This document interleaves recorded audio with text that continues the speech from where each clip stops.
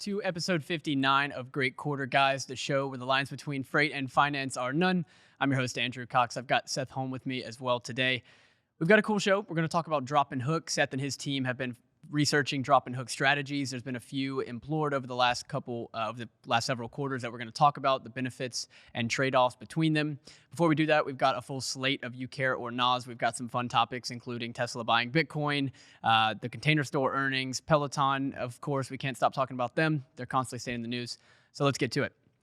Seth, first one, I think it would be criminal for us if we avoided this topic. It's two of the entities that we talk most about on Great Quarter Guys, that is Tesla and Bitcoin. Everyone's probably heard the news by now, but Tesla has announced that it has bought or is planning to buy $1.5 billion in Bitcoin, and it also plans to accept the digital currency as payment. Seth, you care or not? I care. I definitely care. I think, I think we've made it known that we're bullish on Bitcoin. Sometimes I ask myself why exactly I am, but I think this is a huge catalyst, and perhaps maybe something that gets a lot of other companies interested in doing the same thing. You know, it pops into my head, maybe a trucking company should buy a little bit of Bitcoin and turn themselves into a cult stock. It wouldn't be the worst idea, as some of those beat up names. I think it's a huge deal. I obviously care about this one. They are going straight into the deep end. This has been, Elon Musk has talked about Bitcoin and cryptocurrencies for a long time. His roots were in payments back when he founded X.com, what would eventually become PayPal. That was one of his first movements. But he's going in the deep end here. This is 8% or roughly 8% of the company's cash. They've got a lot of cash on hand after raising $10 billion in equity funding in 2020. They've got $19 billion in cash, but this is a significant portion of it, about 7.5%, 8%. It's a speculative bet, but it, for me, is a strong move because it proves to Tesla's investors and to Tesla's customers that it's forward-looking. We don't know if Bitcoin is going to eventually take over fiat currency. I don't have the answer to that, but the idea that it is for the next 100 years may be a viable option seems to be that something Tesla wants to get behind.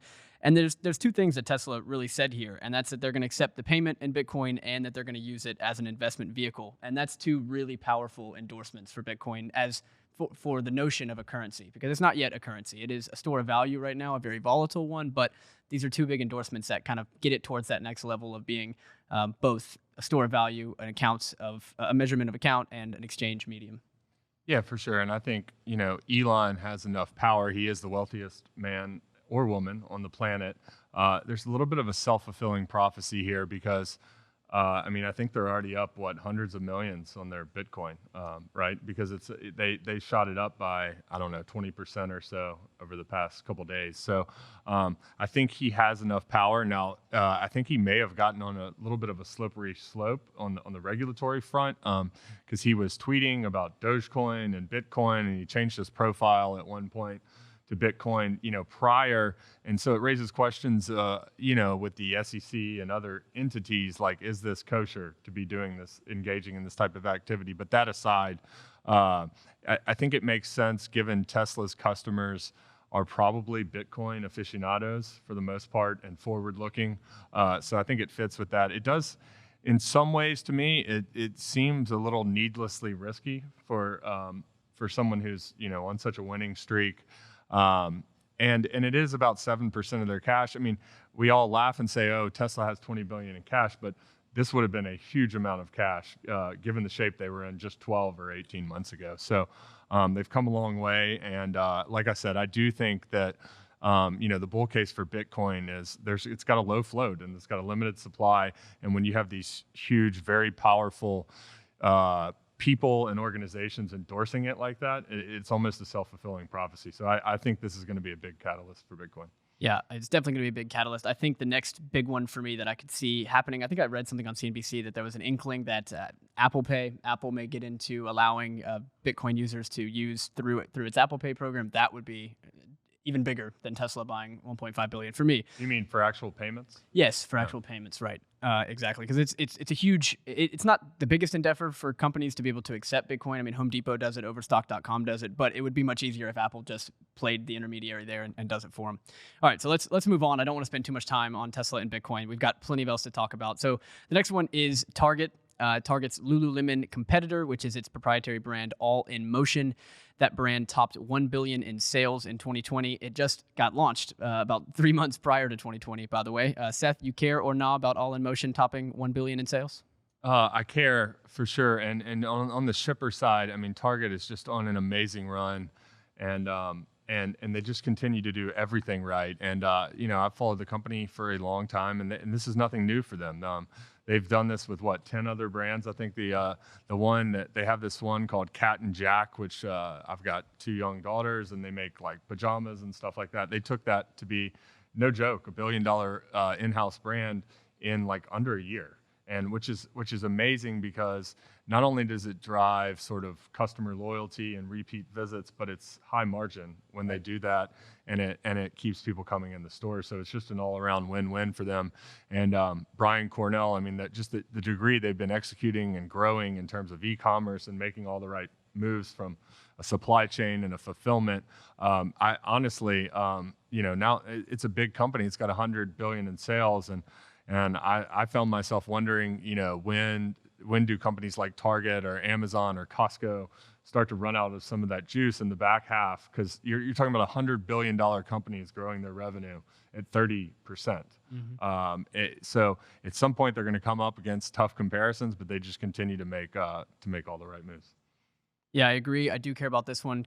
Target is firing on all cylinders, as you said. There are 10 in-house brands that did $1 billion in sales in 2020, 4 of which did $2 billion in sales. It's just unreal. The formula has just been really good, right? It's look at leading brands, see what they're doing, look at the winners and losers, copy what the winners are doing at a lower price, at a bigger, at a more inclusive range of sizes and inclusive ranges of colors, and then just sell it cheaper. Right, but one thing I would be remiss not to mention is not everyone can do this. Target does have that cachet and sort of brand power that makes cheap things appealing. Yes, and okay. A lot of people cannot pull that off. So you, in other words, you feel like you're getting a great deal, and you feel like you're getting something just as, maybe it's not Lululemon, but you feel like instead of spending $100 on a pair of yoga pants, if you're spending $30, you're getting a really good bang for your buck and still sort of looking cool at the same time. Yeah, I would agree. I would say that I noticed this probably in the middle of the summer. I noticed the Walmart here in Chattanooga, the one that I go to, it's completely redone its clothing layout, and it feels like a Target when you walk in. It's like they've almost carbon copied the white walls with the same mannequins, like very similar feel. And it's because Target, you're right about that. Target has been able to create a brand and a feel in the store that doesn't feel like you're going to a discounter, so to say. Yeah, and I mean, I assume but margins on apparel and clothing, particularly in-house brands, can be north of 50% for a retailer with a 5 or a 10% operating margin. The more business you can sort of shift to that, not only is it it drives that customer traffic, like I was saying, but it's huge for margins and profitability as well. Right. All right. Let's shift to Family Dollar. So this one's on Family Dollar has tapped Instacart to fulfill its same-day delivery from all 6,000 of its stores. Seth, what do you make of this? Do you care about Family Dollar and Instacart teaming up?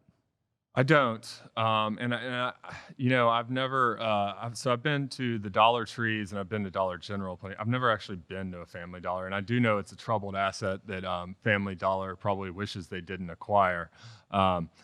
On the other hand, I mean, I guess I kind of get why they do it. It's more of a grocery store, similar to how a Dollar General is. Mm-hmm. Although it seems to have, it seems to me that a lot of times people go into those maybe not exactly know, like with their list. It's more of like a treasure hunt, and so it's hard for me to imagine exactly how that process is going to translate. I guess, in other words, when you go into the Instacart app and you do your browsing and you decide what you want to put in your online cart.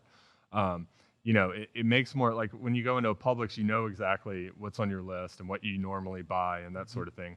It seems a little bit, more frictionless in that model. And it's particularly given the smaller average ticket sizes that you have here, which is why a lot of those dollar stores haven't really adopted e-commerce in any major way. Because, I mean, if you've got a $10 basket and you're spending $20 shipping it, economically doesn't make sense. No, I agree. I spent a lot of my younger years with my mother being dragged along pretty much every family store, every Family Dollar store and other dollar discounter stores. And I don't like being in these stores. Like, they're very cluttered and they seem to be always messy. They're not well lit. Like, it's just not a great experience. So I I'm skeptical that there's even enough demand to warrant same-day delivery from these stores, but I was thinking that it is actually a decent value prop if I can get discounted goods delivered to me at the same price that I would have to go into Walmart. If I get all of that without having to go into the Family Dollar store, it's not a bad proposition. Yeah, I mean, listen, I don't think it costs them anything in No. terms of adding it. I assume this has variable cost associated with it for the most part.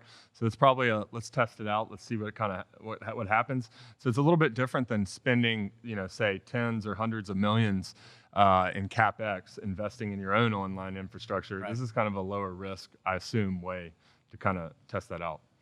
Yes, I agree. They tried it out, I think, at like 600 stores at the back half of the year. They're rolling it out now to all 6,000 here in the front half of the year. All right, so let's shift gears to Peloton. We're going to talk about them just for a moment. They are investing $100 million in its supply chain. CEO John Foley acknowledged the problems that in their delays that have now amounted into months rather than weeks. And he says that the company is going to spend $100 million, particularly in the use of air cargo to expedite shipping and alleviate some of that port congestion. Seth, you care or no?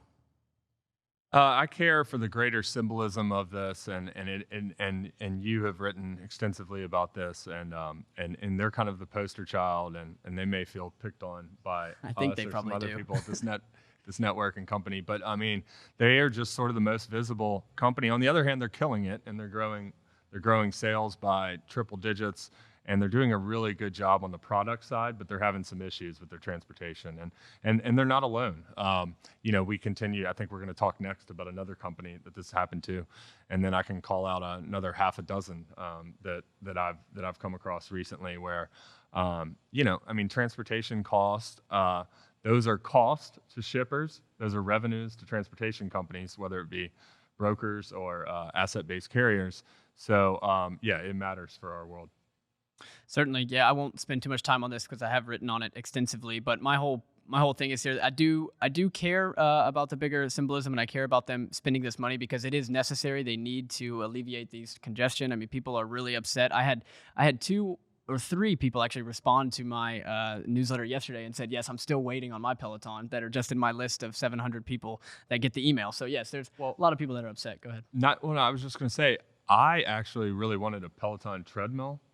But forget about getting angry. I didn't even sign up to get one because I was like, I'm going to hopefully, fingers crossed, get a vaccine in the next 3 to 6 months, or hopefully 9 months. And I don't want to make a $2,000, $3,000, $4,000 purchase when I'm just going to go right back to running at the gym after that. Yeah, So, exactly. That's like this $100 million is really indicative of how big the problem is and how timely this problem is for Peloton. Like they've got to lock in people right now because we've got the vaccines coming, we've got competition spinning out, Bowflex, Nautilus, SoulCycle. They've all spun out similar products in the last year.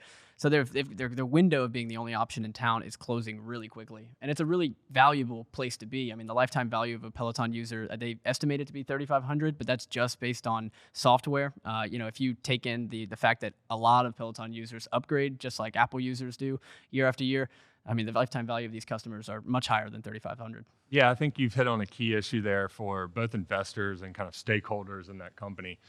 Some people say that it doesn't matter. It's almost like a badge of honor that they have too much demand. But I think I'd lean towards your side of the table where it does matter because you are turning away or angering potential customers that might be lifetime customers. Right. And I think it's also highlighting a bigger issue that I've thought about as I've gotten into the transportation industry is people, especially outside of the transportation industry, really just take it for granted, to be honest.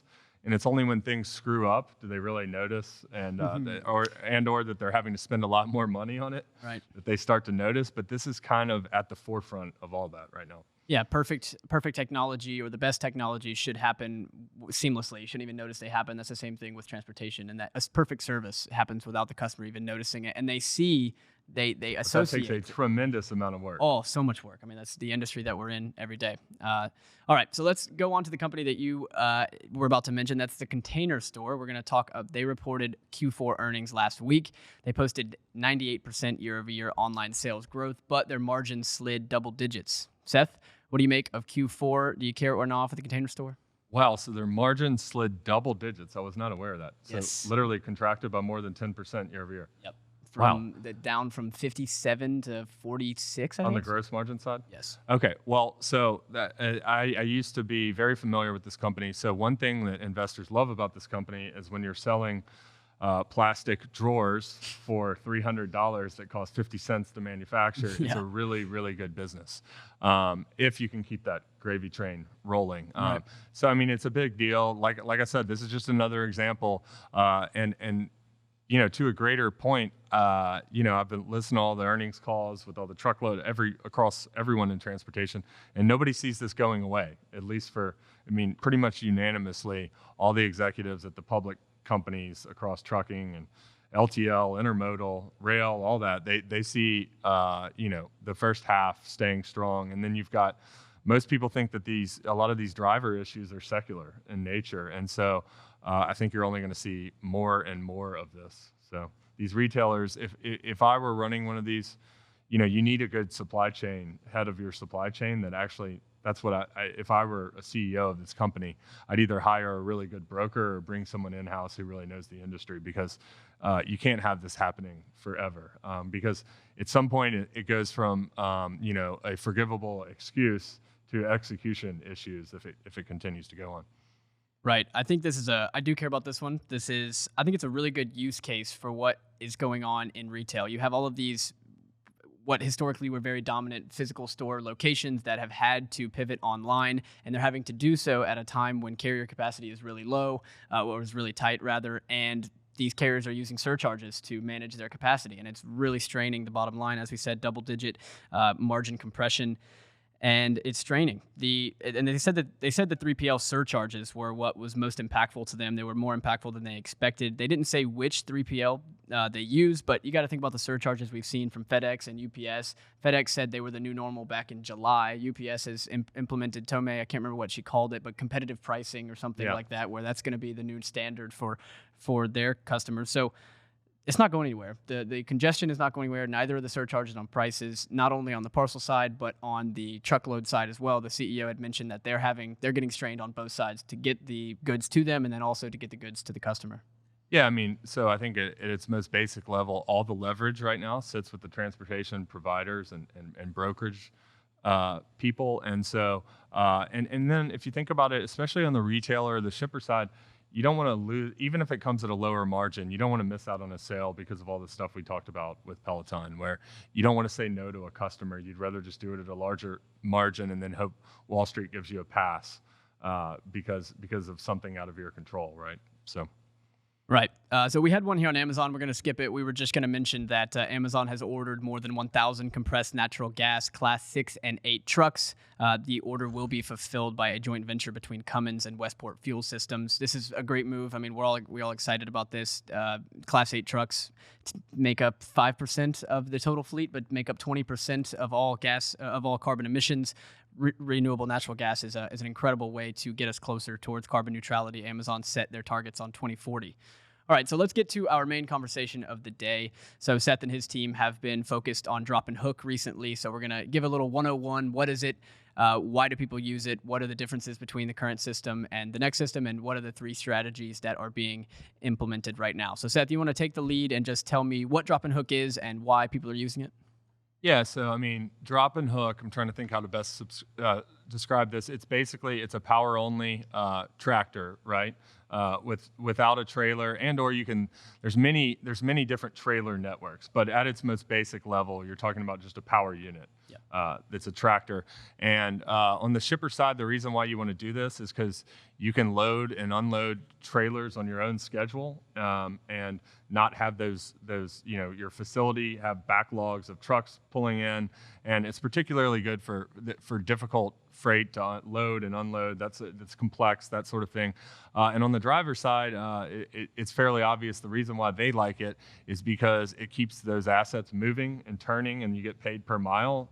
And although you do get paid detention time after an hour or whatever, you can make more money and be more efficient when you're out there on the road and moving and turning trailers. And it's just from a lifestyle perspective, it's just a lot. I mean, if you think about it from a driver perspective, not having to sit there and wait for a couple hours for loading and unloading, it's got to be frustrating. So Yeah, it's definitely frustrating. I remember we did a survey of drivers last year, and they said dwell time has consistently been, in every driver survey we've done, one of their biggest problems in the industry, and it's also what carriers say is one of the biggest reasons for driver turnover, is people just having to wait 2, 3, 4 hours when they get to a dock. But go ahead. So, and keep going. Sorry. Well, yeah. Can you imagine doing that in the pre-smartphone era? Though now I would probably just get on my iPhone. Yeah, they just now watch and Netflix go now, but do whatever. But it must have been much, much worse back in the day. So you wanted me to keep going in terms of what are the 3 models? Where are we going next? Sure. Let's do. Let's talk about where they're best, and then we'll go into the 3 models. So we've got a map here that we'll show. But Seth, you want to talk about this map from the BTS and what people are looking at here? Yeah. So at its most basic level, when I was thinking about where to place a drop and hook network, it works well in certain areas and with certain types of freight. And if you think about areas, it basically works in freight hubs. Areas with lots and lots of people living there, and lots of inbound, outbound freight, and lots of congestion, and at the same time, lots of trucks moving through there. So, the people that so far have built out drop trailer networks, most notably Knight-Swift, Arrive, and Uber Freight, who we're going to talk about. A lot of them have done it in places. Anyone who's in freight, you can imagine where and why they've done this. They've kind of started out in the I-5 corridor, which runs all the way from, I think, Seattle or Vancouver to San Diego, and then the Texas Triangle between Dallas, San Antonio, and Houston. So other places, me being from Atlanta, that seems to strike me as a natural place to really place one of these, because Atlanta usually, I think it varies between number 1, number 2, and number 3 in outbound tender market share.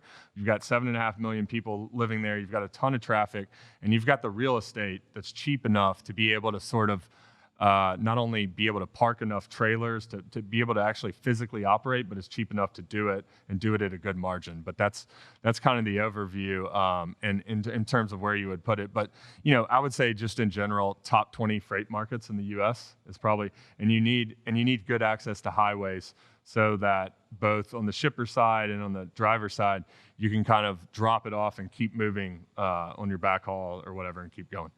Right, so it makes sense to have them close to the interstate, but also, to have them in the freight hubs. You want that map, by the way, all of the lines, it probably was a bit confusing. So the green lines were where there was high volume and also high volume but low levels of trucks, and then you want to see where those red and yellows are matching together. So the yellow is high level of trucks and high level of volume, and the red there is high level of.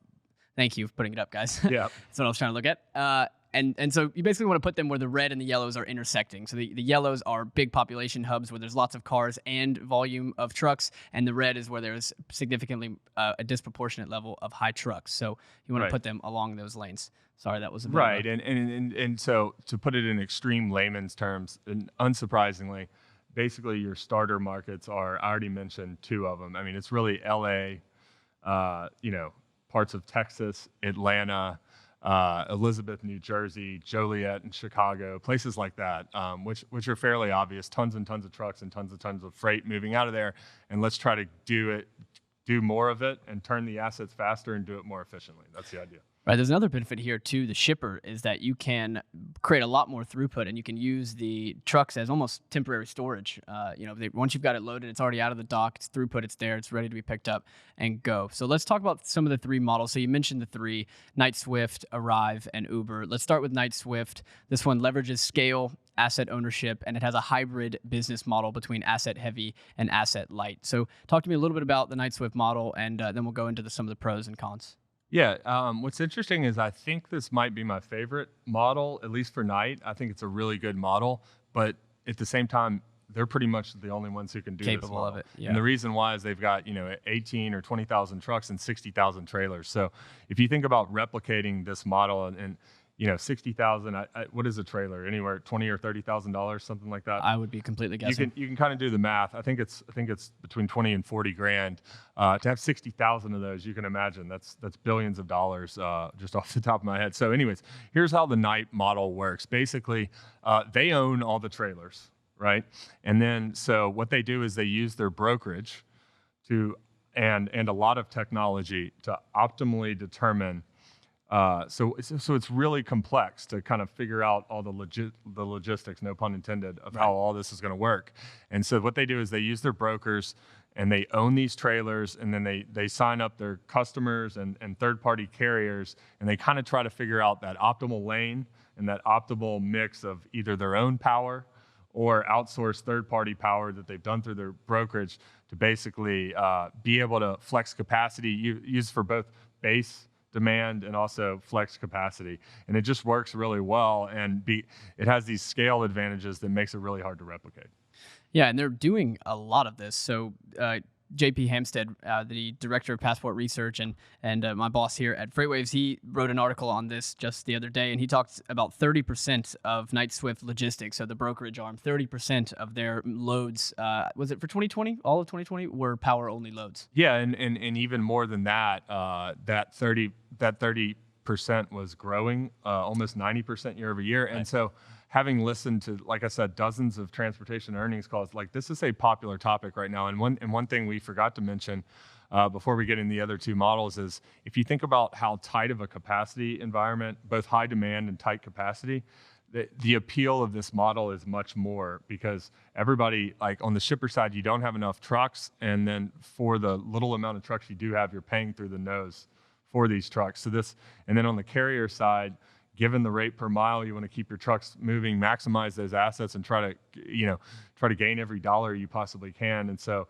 and then just the flexibility and the convenience of this model, people really sort of treasure that on both sides. Yeah, you could see the trailer orders picked up a lot faster than the truck orders did back in the middle of the summer. They started really ramping up, and I looked at that as these carriers and these logistics companies I saw it as a drop and hook, as one of the big drivers for this. They were trying to make better use of the drivers they did have, because the biggest problem right now is drivers. Yeah, so that makes sense, right? Right. So if you've got a limited pool of drivers, but you can increase their productivity by a greater than one trailer, it makes sense why people are going down this road. Right, exactly. So we've only got a couple minutes, so let's just take it very top line. Tell me the differences between Arrive and Uber Freights compared to the Knight-Swift model. Okay, let's see how fast I can do this and as simple as possible. So Arrive basically doesn't own any of the assets. Right. They just use their brokerage connections and manpower to get this network. And not only that, but they tend to focus on small to medium-sized carriers, really kind of small carriers, between 20 and 100 trucks, right? That's kind of the sweet spot for them, because those size carriers tend to actually have a few extra trailers lying around. And then what they do is they take their excess capacity and they match them up with shippers that also need the same thing. And they've got all this technology and people and resources to figure out where that's best served. And then on the Uber side, and we can kind of discuss these really quickly after, but the Uber side is basically a mixture of both. It's where it's heavily concentrated in owner operators instead of larger fleets like the others, and they lease the trailers. So they have these big lease trailer pools, and they're doing the same thing, using all the technology to kind of allocate it as efficiently as possible and try to increase asset turns for everyone involved. Well, let's say, so for the Knight-Swift strategy, you need immense scale, something that's very difficult to replicate. For Arrive, you need immense customer relationships, something also pretty difficult to replicate. And experience, really, right? Kind of know-how. Yeah, exactly. And then Uber Freight, the main thing there is probably just technology. You think that's probably the best? That's probably their biggest attribute here of their strategy. Yeah, and you need network effects in terms of owner operators signing up and for the app. Right. So unfortunately, that is all the time we have. We've got to put a wrap to this. Seth, what has your team got going on this week? You guys going to be doing the trucking markets on Friday? Absolutely. Yeah, we did the trucking markets report today. We're going to be doing a special topic. Stay tuned, because we're still kind of debating internally what that's going to be, but we'll be having all our normal stuff. Exciting. So I've got a point of sale coming out on Thursday. Not sure what we're going to write about yet, but you can go sign up for that at freightwaves.com/POS. The last one that came out just yesterday on Monday, I wrote about the Peloton supply chain and also the Container Store earnings. So you can find that on freightwaves.com as well. You can find all of our podcast at Freightcast. We can find everything that FreightWaves does if you subscribe to Freightcast wherever you listen to podcasts, Apple Podcast, Spotify, or anything in between. Or you can catch us live every Tuesday at 3 p.m. We'll be back here next Tuesday at 3. See you then.